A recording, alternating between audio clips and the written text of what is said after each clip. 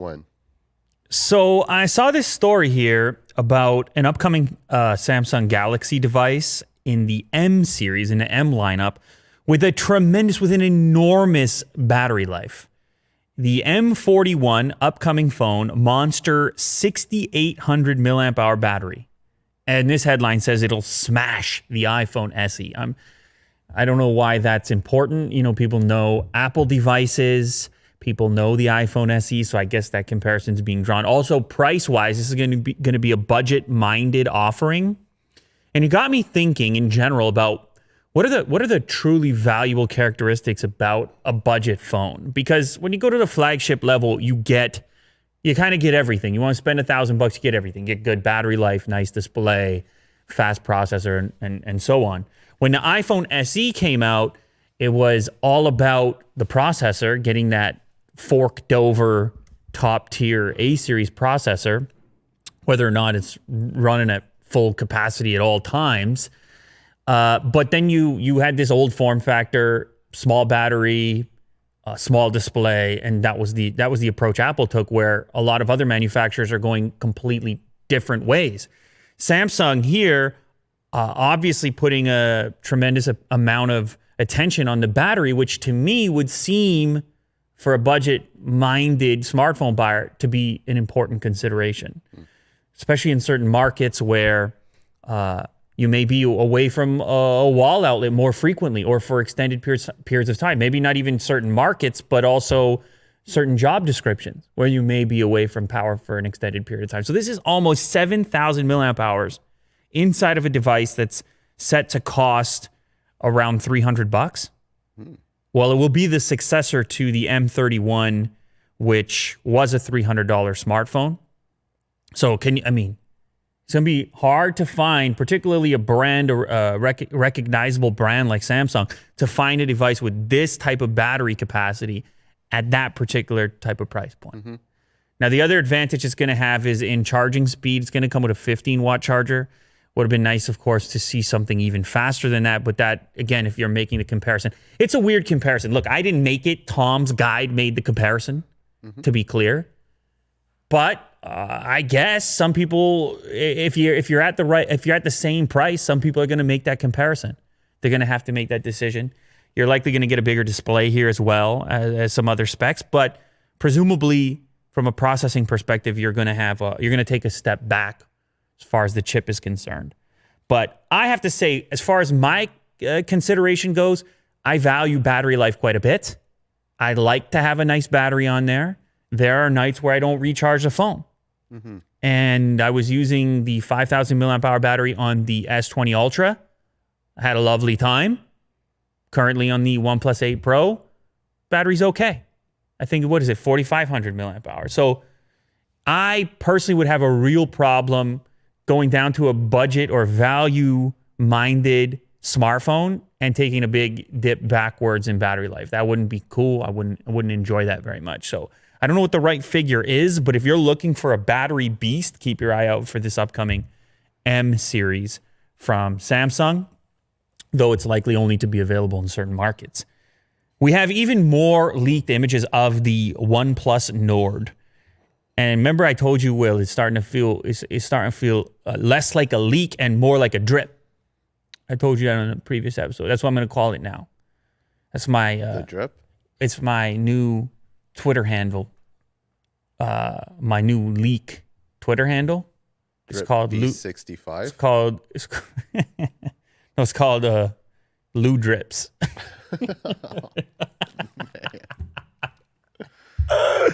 Anyway, OnePlus is just letting us see the whole phone now.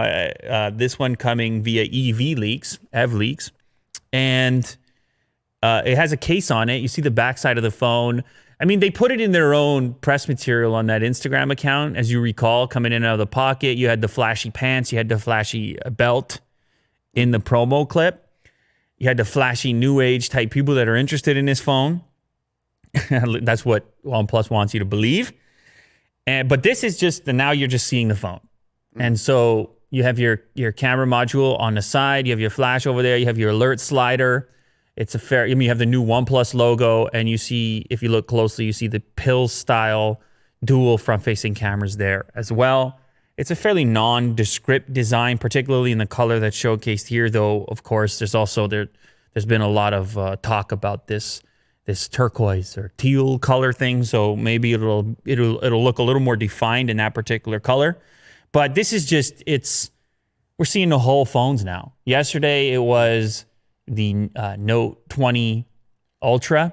You see the whole phone in a video. Yep. And this one, it appears OnePlus is staying in the news with all their little pieces of information that are slipping out or intentionally in front of us. I think this is just the future now, man. There's not going to be any smartphone ever again where it's just going to surprise us and be completely unknown at the launch event. We're never going to have that true surprise moment anymore. We just have to accept it. Yeah. I don't really care. I mean, whatever. Like, it's so hard for these things to surprise us anyways. Even if we didn't see the image. What was going to happen? How was it going to come out that we were going to be, whoa! You know, the only surprise characteristic now, the only way you're going to make an audience go, that was sound effect caliber right there. The only way is if you come with an unexpected price. That's the only way now. So if they come with this and then they say, and it's only going to be $300, you would get that sound in the audience. But I don't expect that to happen. It's probably going to be closer to $500. It's going to have that lower tier Snapdragon chip, but it will beat some of the other budget offerings in other areas. They've confirmed it's going to have an AMOLED display, apparently. And it should have a 4,000 milliamp hour battery. So anyways, OnePlus Nord, we keep seeing more of it. Apple is apparently still committed to Thunderbolt, even though they're moving away from Intel-based laptops and desktops, presumably through the Apple Silicon project, stuff that they're working on. I had this question when we first heard about this during that keynote, WWDC. I was like, wait a second. Intel, Apple work together, Thunderbolt tech. What happens to Thunderbolt in the absence of the Intel chip being in there? But you kind of need it. What are you doing without... I've been through all kinds of Thunderbolt fiascos, you and I, in the studio here. We need Thunderbolt for certain things. Tremendous throughput. Big throughput guy myself. You included.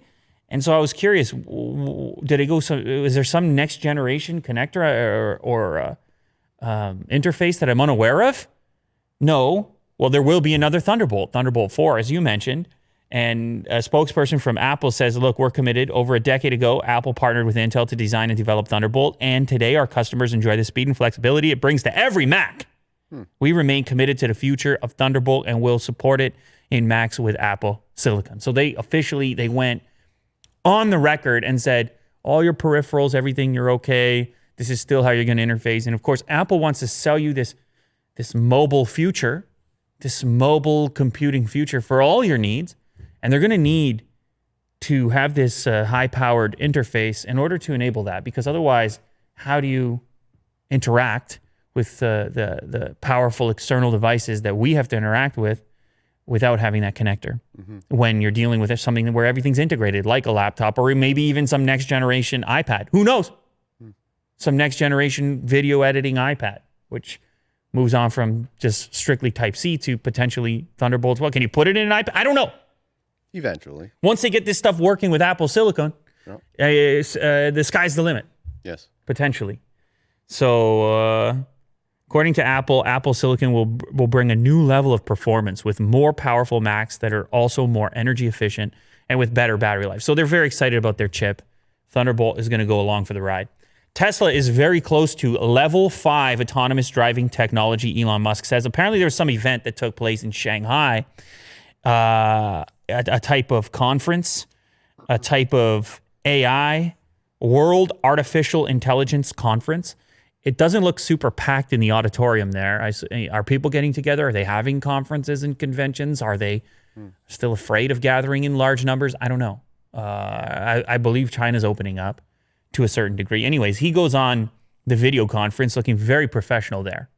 He put the memes aside for this presentation with the hands like this at the desk. He looks super professional here with the satellite image in the picture of a satellite in the back because of the Starlink and all the rest of it. Oh, right, yeah. I mean, if you're at an AI convention and this comes on screen, you're paying attention. Oh, yeah, very serious. Anyways, he says that level 5 autonomous driving is right around the corner. His quote, "I'm extremely confident that level 5 or essentially complete autonomy will happen, and I think it will happen very quickly." He gave these remarks via video message at the opening of Shanghai's annual World Artificial Intelligence Conference. "I remain confident that we will have the basic functionality for level 5 autonomy complete this year."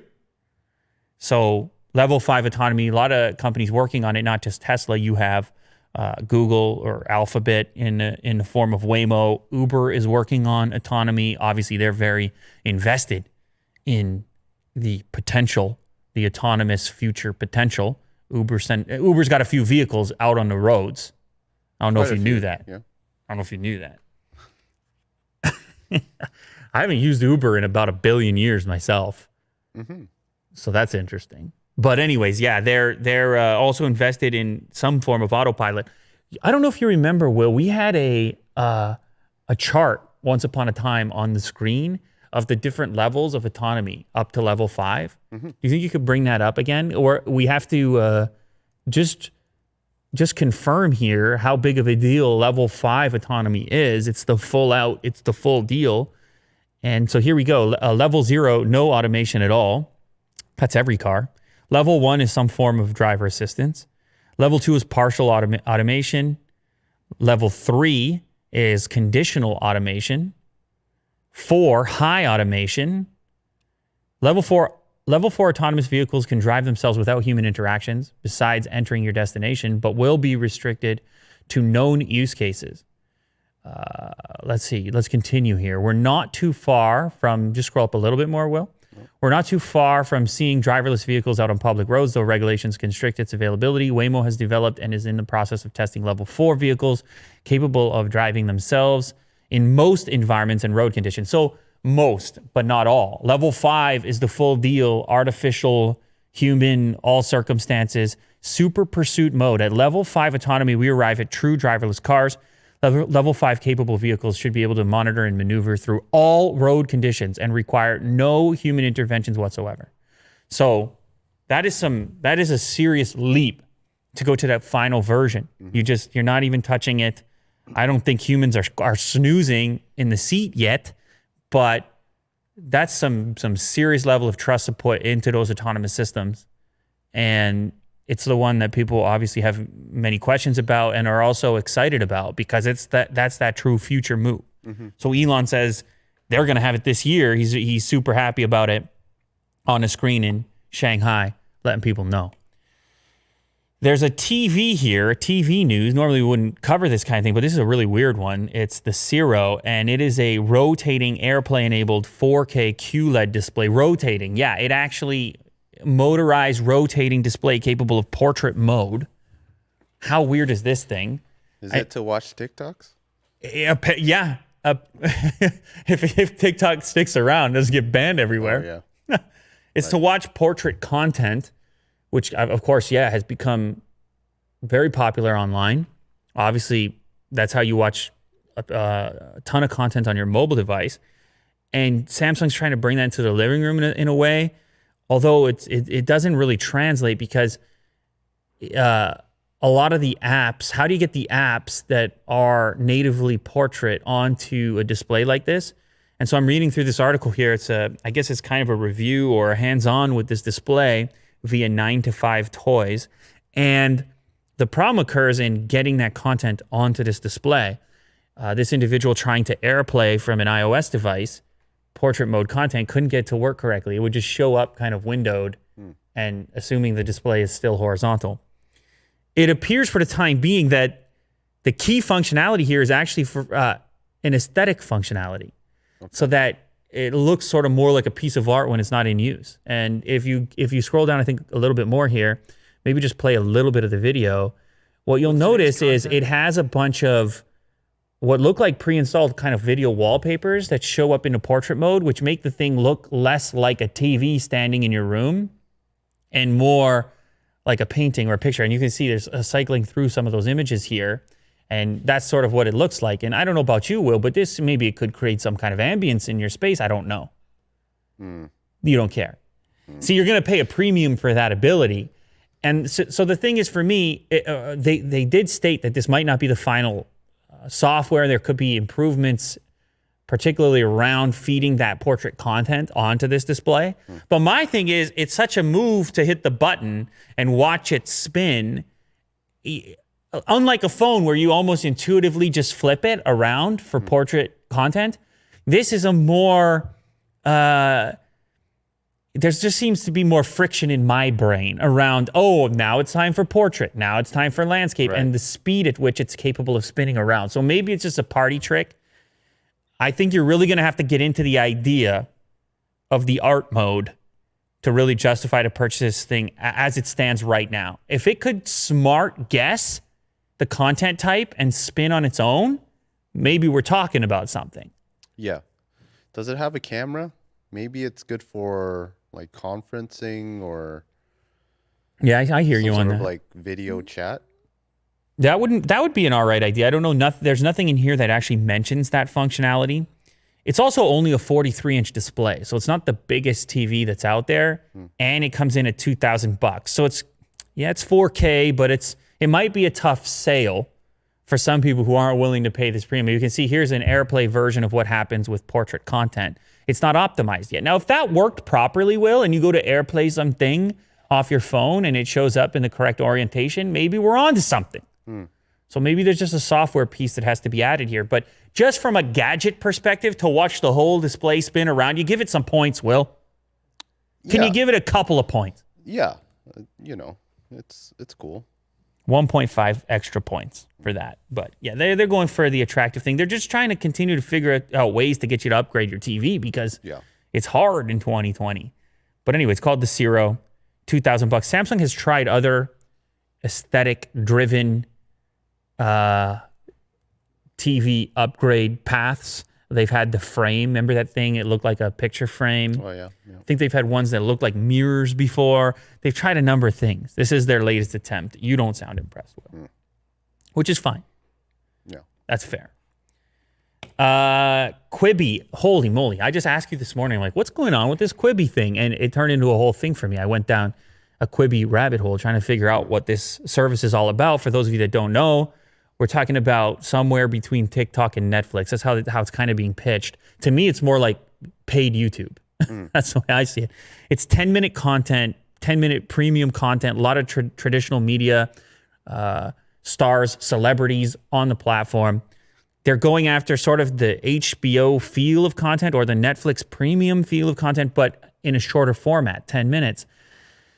I hopped on there and I just checked out a little trailer for a sports documentary series. I got to admit, okay, kind of compelling. I don't know. It looked kind of interesting. However, just a hard pitch in this day and age. Another subscription service, another paid service. I recently added Disney Plus. I'm paying for that. Netflix price seems to keep going up. Yeah. And then, like you mentioned, Will, if you're watching 10-minute content, aren't you just on YouTube anyways? Yeah. I mean, that's normal. 10 minutes. If you got 10 minutes, don't you just hop? Yeah, maybe you just hop to YouTube if you have 10 minutes. Maybe we fit these different things in our mind, time dependent. However, I watched the trailer and the little documentary, and I sort of thought to myself, seeing as how I'm short on time, could I invest myself in this premium idea? Let's say if they added a free tier and just put some ads in between each 10-minute piece, would it be more compelling? So here's the news story today. Quibi reportedly lost 90% of its early users after their free trials expired. That means they converted around 10% to the paid subscription.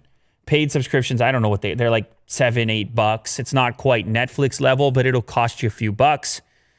They also, for the record, Quibi kind of disputes these findings from this independent data analysis firm. They say that the short form video platform signed up around 910,000 users in its first few days back in April.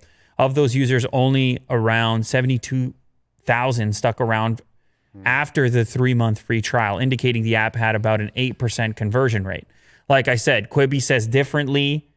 They claim, they just straight up say 5.6 million people have downloaded it. So get away from us. Stop making it look like we failed. Yeah.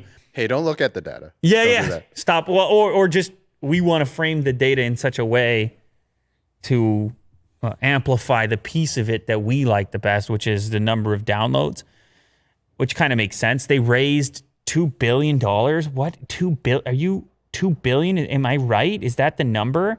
1.8. $1.8 billion war chest to keep it afloat. $1.8 billion they raised for premium content, 10-minute long premium. What? That seems like a big number. You're going to need to come with some content now.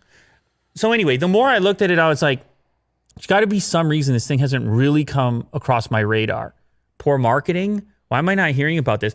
But then I was thinking, the concept, I don't mind it all that much, but it's just such a crowded space. How do you get your message out? I read another thing about how they don't have a method for sharing. For how do you share a clip? How does it get promoted? How does this thing happen organically? How can they be disruptive enough to pull some dollars away from Netflix or Disney, or do they need to? Or are they simply another one and they feel you can handle another subscription? It's a lot of questions. But certainly if this number is to be believed, 72,000 paying subscribers in those early days, or the 8% conversion, doesn't sound that promising. Doesn't sound like a way to make back $2 billion. Nope. If you do the math, if you got to get $2 billion back from 72,000, it's going to take you a while. No kidding. That said, that's not really a fair analysis. It's a new company. These things obviously take time. You're not going to instantly flick the switch and count your $2 billion. It takes time to build content, figure out what works. I recognize, just being in the content business, that building these kinds of streams, building these kind of platforms takes time. Well, even if it's just simply a YouTube channel, it could take years. So you can't really run your complete analysis right now, but I want to actually put it to the audience on this one. Can you handle another paid subscription at all? Does it even matter? Do you need some incredible piece of content or series to convince you, to compel you to pay anything, even if it's $5? Because I know we talked in the past of sort of feeling that way, but then I added the Disney Plus subscription because I'm watching the National Geographic stuff. So who am I to say? Well, I added the other subscription. I even watched a little bit of the Jeff Goldblum show on there. So what am I doing? I don't know. Maybe if they can just strike it with that one hot piece of content that's meme worthy, that gets people talking and gets it into Twitter trending with all the other weird stuff that ends up there. yeah. Maybe they got something, but it's going to be an uphill battle. It's tough out here in the content game in 2020. And it's especially tough if your name is Quibi, as far as I'm concerned, because I don't know, that name for me, it just doesn't immediately have, and maybe this is a retrospective where Netflix just sounds, it has some cachet to it. It's Netflix. Yeah. I just feel Quibi is not on that same, just the name. But maybe it's just that it's new, so it feels weird for now. Anyway, I don't know. Go check it out yourself. Let me know what you think. That you can watch some trailers without paying any money. But it strikes me as premium YouTube. Because YouTube is 10 minutes. Yeah. For the most part. It's like a premium type of YouTube. You brought this one to my attention. I don't know what I'm supposed to think about this. This one, it caught me off guard. Fortnite YouTubers buy a mansion. This article's mad about it. It says they decorate it like sad teenagers.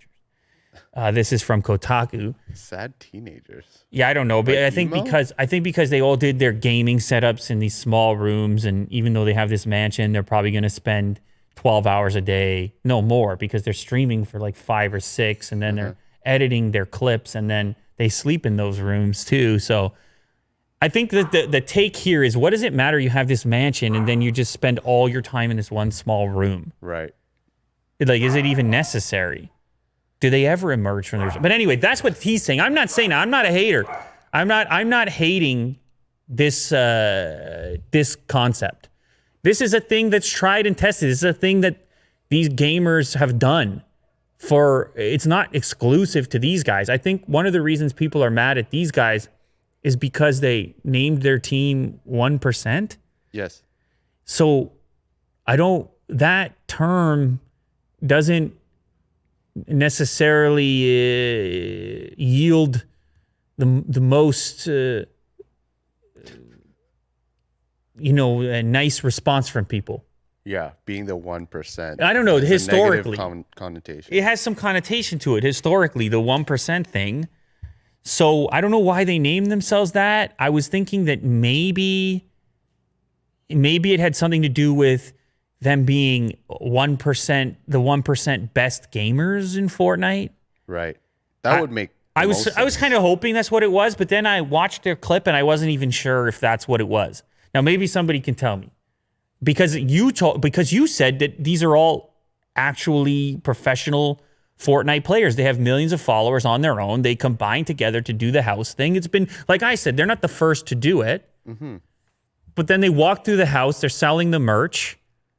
And I guess I don't know. It just makes some people mad. But there is a kind of uncanny vibe to it that I can't put my finger on, nor can you. It's just hard to pinpoint exactly what's going on in this video because they march around the house. They're selling the merch. They don't drink wine, which is one of the first things. They have a sponsor for it. But they'll take a sponsor for the wine. Or will they take a sponsor? Maybe they want to put Red Bull in the wine rack. I don't really know. Here's the thing, Will. I'm not going to come out here and hate because there's so many unknowns here. I'm just going to come out and say, if you were young like this and you were good at Fortnite and you built up this following and you got this house, what would your content look like? I don't know. This would be the dream if I was, 15 or even 20. Like it would be amazing to have all my friends living in a mansion. And if it's awkward, isn't that okay? Is it okay if it's awkward? Like maybe they just don't. It's just a new thing. I don't know. It's a new and fresh to them, this idea. Maybe they just moved out of their parents' place and they have this new house and they're doing what they see other people do on YouTube. Maybe it's all real. So here's why I'm saying that, because there was a feeling at first that the whole thing might be a joke because of the name and the sort of over-the-top nature of it, that maybe it's a spoof on the thing. When it hit trending, people had questions about that. Mm-hmm. And I think that's one of the reasons these articles were written. But my take is that maybe it's a bit awkward, but so what? Of course it's awkward. The whole thing is awkward. Playing Fortnite for a living is awkward. Being rich on YouTube is awkward. It's all stinking awkward. Having the right thumbnails and titles to get views on YouTube if you're a Fortnite streamer, it's all awkward. So why are we surprised that this tour comes out as awkward?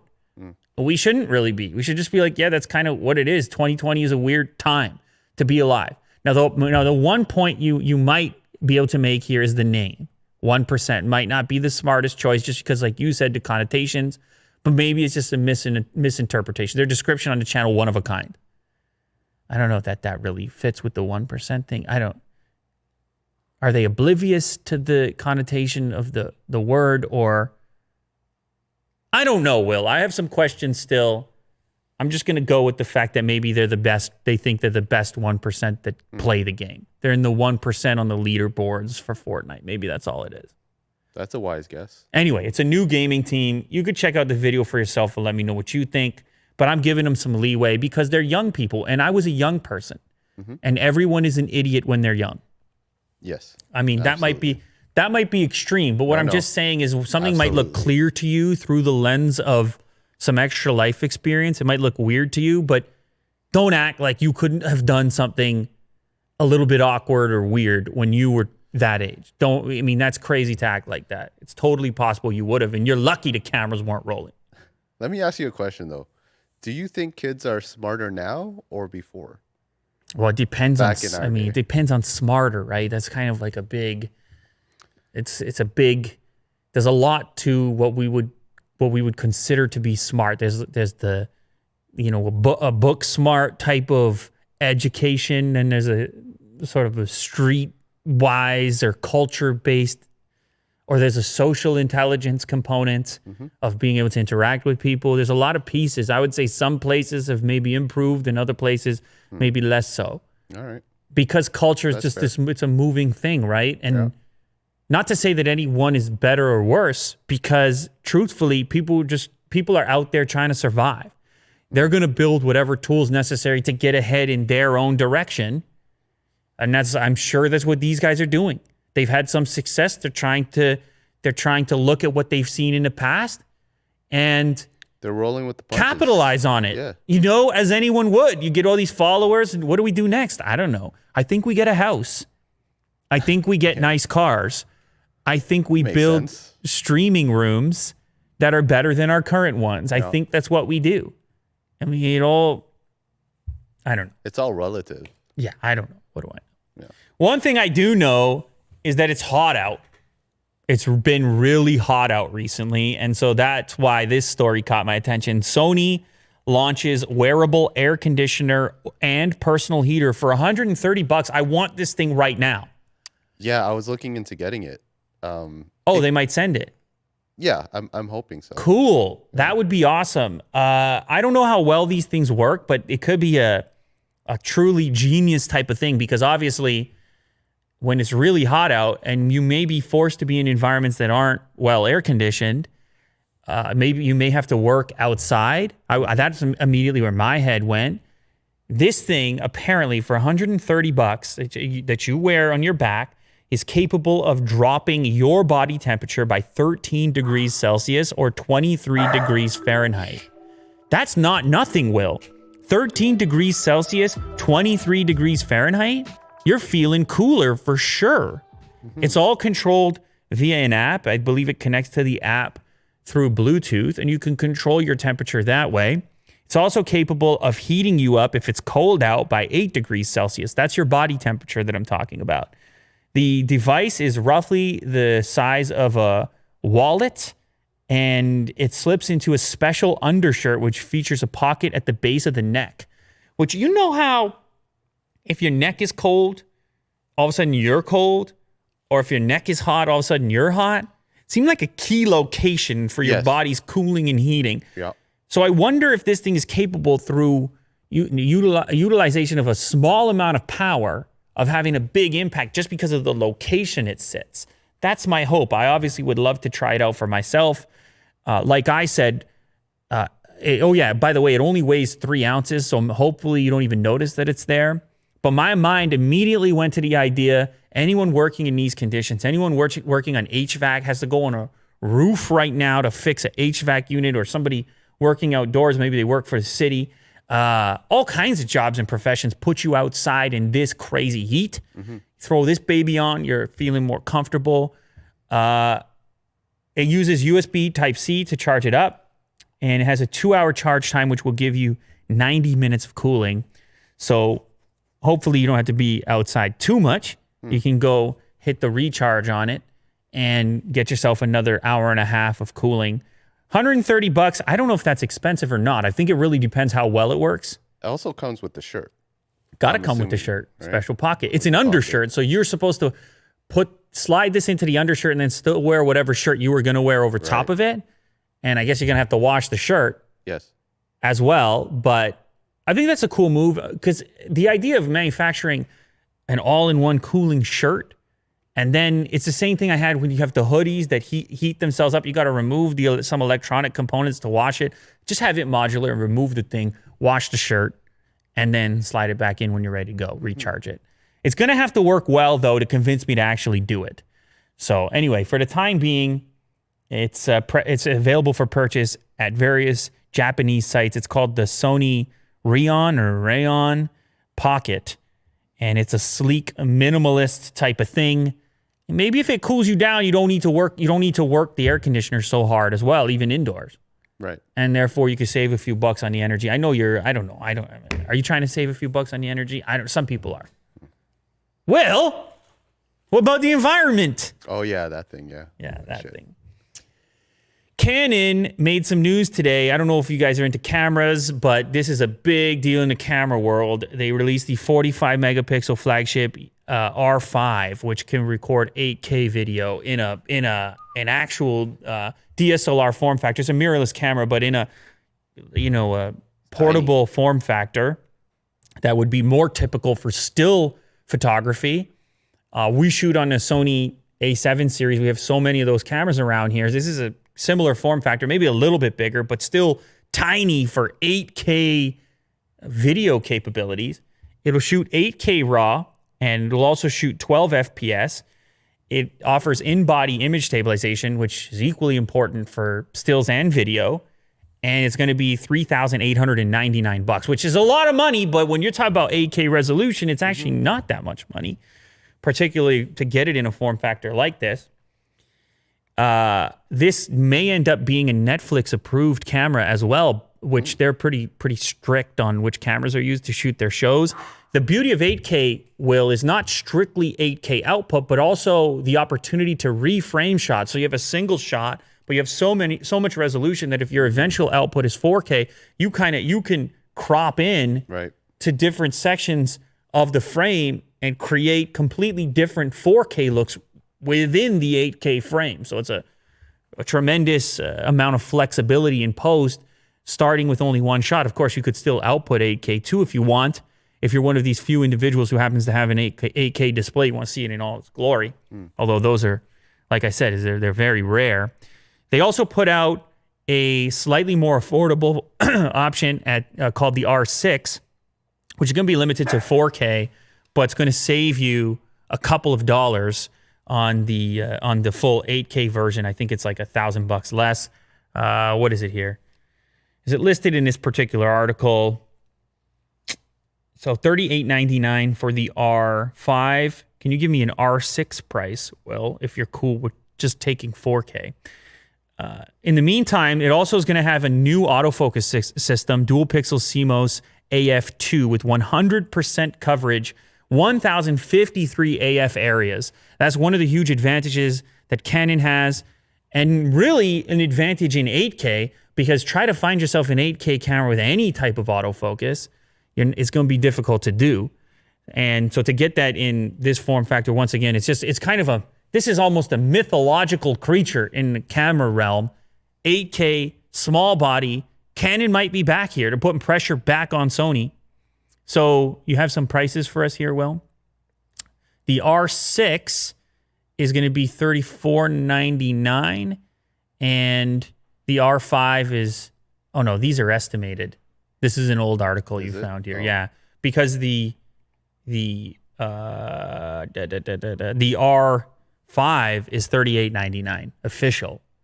So I think the R6 is going to be like $3,000 instead of $4,000, somewhere around there. But I thought I saw it in this article, but apparently it's not there. You want me to give it a shot there, Will?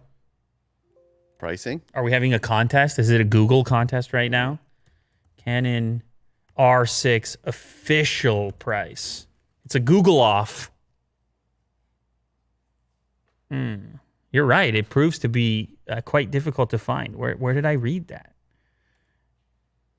And it's a lot of old articles. You see, the camera world is moving more slowly here than the tech realm, where we would have about 1,000 articles on this thing. Oh, you got the price now? Well, July 8th is the article. So you have R6 pricing at $2,500 and R5 pricing at $38.99. So okay, anyways, I don't. Who even cares about this R6? As much as people might want to save a few bucks, the real headline here is the 8K capability of the $38.99 R5 body. But anyways, camera nuts, camera nerds have been waiting for this for a long time, waiting for Canon to really put up a competitor against what Sony's been doing with the A7 series. And this is kind of beyond that, dude. And now everybody has to wait and see what Sony does next. But this is a big move. High speed, dual pixel, AF, 8K, under $4,000, handheld Canon. Canon's back. Very impressive. Elon Musk has given an update on the brain-computer interface company Neurallink, which we talked about, believe it or not, like a year ago. Whoa, that's a long time.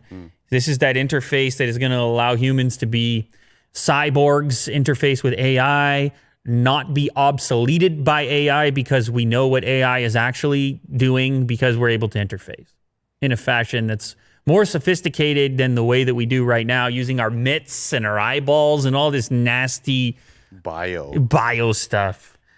So anyway, they've done some trials on animals. I believe there's nothing on humans yet. This company is dating back now to 2016, but of course the major development, the reveal, was July 2019, so a year ago, which is wild at this point. But apparently there's going to be an update. The company will provide an update on its progress on August 28th. So we're getting an update in a little bit more than a month and a half. And they're going to let us know exactly what they've seen, what they've been working on. Maybe they stuck it in a human, Will. Those tiny little threads. Painless procedure, Will. I mean, Elon would be first, right? Do you think a successful test? I don't think he would submit himself to be the very first. Zero. Maybe. I'm not sure. But there's no shortage of people that want to sign up to be first, for the record. Did we have this conversation? We probably had this conversation. I don't think I would want to be first. I'd be a little more down the road, but there are a tremendous number. There's going to be people below this clip right here in the comment section that are saying, sign me up. I'm ready to do it. Yeah. I mean, the promise is pretty intense. If you could have this brain interface with everything that is intelligence, with all the information in the world, and you didn't have to use language or words to search for it, but just thoughts. I mean, can you imagine what the implications of this are? Enormous. So there's going to be plenty of people that want to be at the absolute forefront of that potential advantage. But as you know, with great risk, with great reward comes great risk. I reversed it. The potential for risk, of course, I mean, that's just the nature of the thing. Who knows where it's going to go? The reason we're talking about, the reason it's exciting is because it's new and it's bizarre and all the rest of it. And so it's going to take some time before it becomes the status quo, before it becomes a thing that everybody's willing to do. But I'm telling you, man, you look at it and it's the science fiction aspect, it seems inevitable. You think to yourself, yeah, I guess so.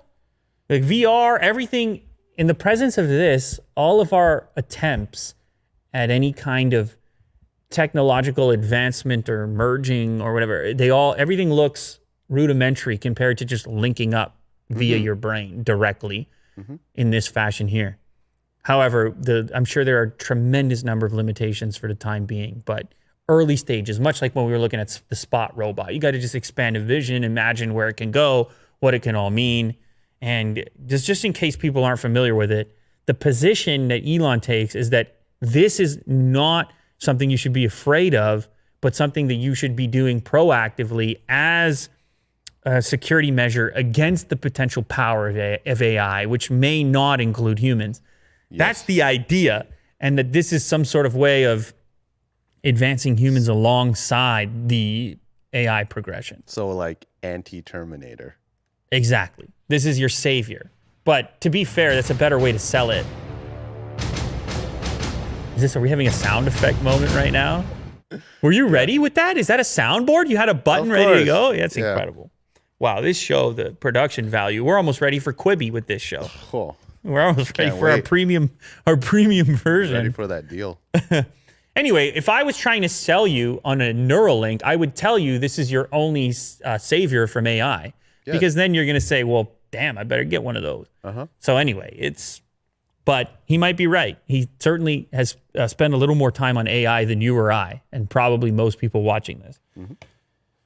Empty Manhattan apartments reach record levels, landlords/rent. Can't say, if you were to ask me 2 years ago if I saw something like this coming, people always goofing on Manhattan rent prices and other places too, San Francisco. I've been reading up on this because it's just it's interesting to me how what's been going on in the world could potentially shape a completely different future from the one in which we're used to.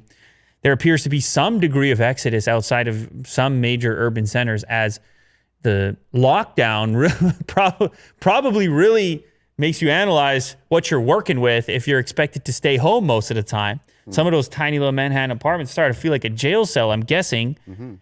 A lot of them people would treat like a hotel room because really the benefit or the proposition of living in an urban center is that you get to enjoy all the surroundings, all the amenities, and really all you got to do is go back to your tiny little apartment just to sleep.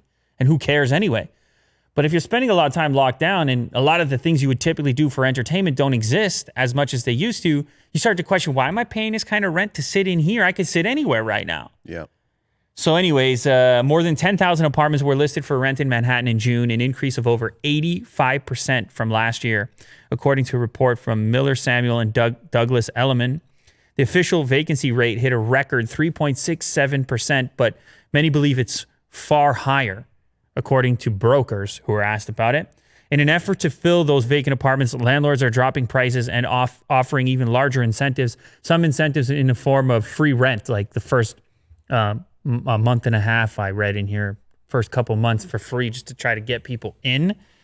But of course, who really knows? Who really knows if the demand will ever be what it was, or if there could be a new normal when it comes to vacancy rates, or if there could be if the urban center may have lost some of its luster given the recent happenings, or if it's just a matter of time before it flips back around and everybody loves their urban environments and can go to their typical entertainment venues and can sit on the patios and bars and inside all the various spaces that would make you want to live in these places and pay some astronomical rent. However, for the group that moves out, for the group that's part of the mass exodus and they start to pay that lower rent for a bigger space, it's going to be a tough pill to swallow to go back. Yeah. And once they've experienced all that a little more space has to offer. Yeah. So it remains to be seen, but it's pretty unprecedented in recent times to see this type of dip or decline in Manhattan or elsewhere, San Francisco for that matter. You let me know once again. Let's see what the public is saying. If you're a person living in a tight urban center, are you considering trying to get out? Is now the time? Or are you in it to win it and you don't care? You'll lock down forever to stay in Manhattan or any other city for that matter. I know you, Willie, do. You like to have a little space. I like grass clippings and lawn. You like to have a little space. Area, yeah. A little air to breathe as well to yourself. Yeah. The fresh dew in the morning. That's what we're talking about. Yeah. Anyways, all right. There you have it. That's it.